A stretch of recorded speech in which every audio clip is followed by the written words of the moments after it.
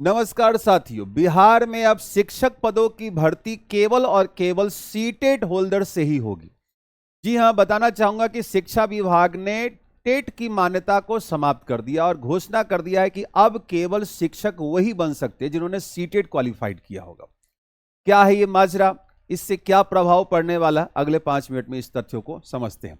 आइए साथियों, बताना चाहूंगा कि ये अभी हिंदुस्तान और सभी न्यूज़पेपर में आज पब्लिश किया गया है बिहार में कि राज्य में शिक्षक पात्रता परीक्षा अब नहीं होगी। जो पहले 2 बार हो चुकी थी, अब ये नहीं होगी और इसके थ्रू शिक्षक भी नहीं बन पाएंगे आप। तो क्या है ये बात? देखिए, केंद्र सरकार के शिक्षा मंत्रालय ने यह स्पष्ट कर दिया है कि शिक्षकों की भर्ती और सेवारत शिक्षकों की प्रमोशन के लिए भी टेट अनिवार्य है और इसकी अनिवार्यता से छूट देने की सरकार की कोई योजना भी नहीं।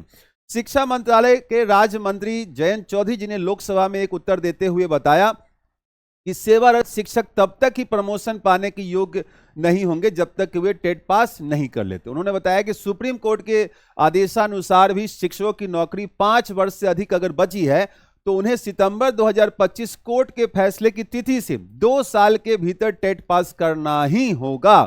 जिनकी नौकरी 5 साल से कम बची है वे टेट के रिटायरमेंट तक पद पर बने रह सकते हैं, लेकिन उन्हें भी प्रमोशन का लाभ नहीं मिलेगा। संसद में सरकार ने दोहराया कि आरटीई एक्ट 2009 की धारा 23 के तहत एनसीटी ने कक्षा 1 से 8 तक के शिक्षक के रूप में नियुक्ति को लेकर पात्र होने के लिए एक न्यूनतम योग्यता तय किया था और सरकार का यह ताजा रुख बगैर टेट नौकरी कर रहे देश के लाखों शिक्षकों के लिए एक तगड़ा झटका है, जो राहत की उम्मीद भी कर रहे थे और सुप्रीम कोर्ट में भी गए थे।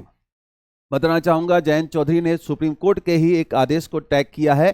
आरटी अधिनियम लागू होने से पहले भर्ती किए गए सेवारत शिक्षकों के संबंध में सुप्रीम कोर्ट ने भारत के संविधान के अनुच्छेद 142, जिसमें कि आप देखेंगे पूर्ण न्याय की बात की जाती है।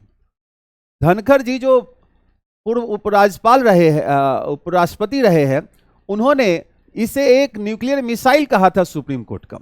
मैं बताना चाहूंगा कि अनुच्छेद 142 के तहत अपनी शक्तियों का प्रयोग करते हुए व्यवस्था दी है कि जिन शिक्षकों की सेवा 5 वर्ष से अधिक बची है वो सेवा में बने रहने के लिए निर्णय की तारीख से 2 वर्ष के भीतर टेट पास कर ले तो उनकी सेवा बनी रहेगी।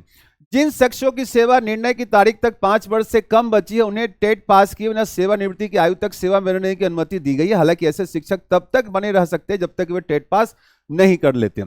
सर्वोच्च न्यायालय ने निर्देश दिया है कि आरटी अधिनियम के तहत सांविधिक ढांचे के अनुसरण में शिक्षक के तौर पर नियुक्ति पाने की इच्छुक सभी लोगों के साथ ही पदोन्नति के माध्यम से नियुक्ति की इच्छा रखने वाले सेवारत शिक्षकों के लिए भी योग्यता अनिवार्य कर दी गई हुई है। अब यहां पर मामला कहां फंस रहा है, जरा सा उस पर विचार करते हैं। सीटेट में 60% अंक जरूरी होते हैं, यानी कि 150 अंकों में 90 लाकर आप पास कर जाते हैं।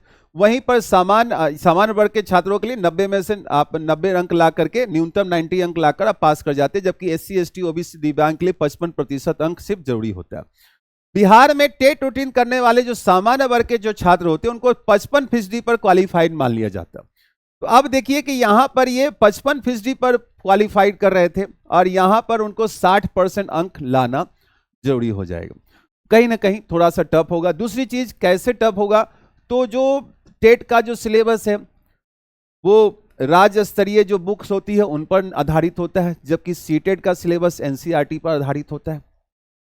बिहार टेक्स्ट बुक और एनसीईआरटी दोनों में थोड़े डिफरेंसेस देखने को मिलेंगे। तो ये यहाँ पर एक बड़ी बात होगी। और सीटेट माना जाता है कि बिहार टेट से जरा कठिन भी है।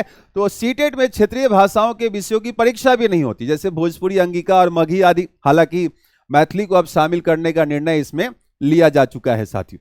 तो ये एक बड़ी घोषणा है, ऐलान है शिक्षा मंत्रालय का।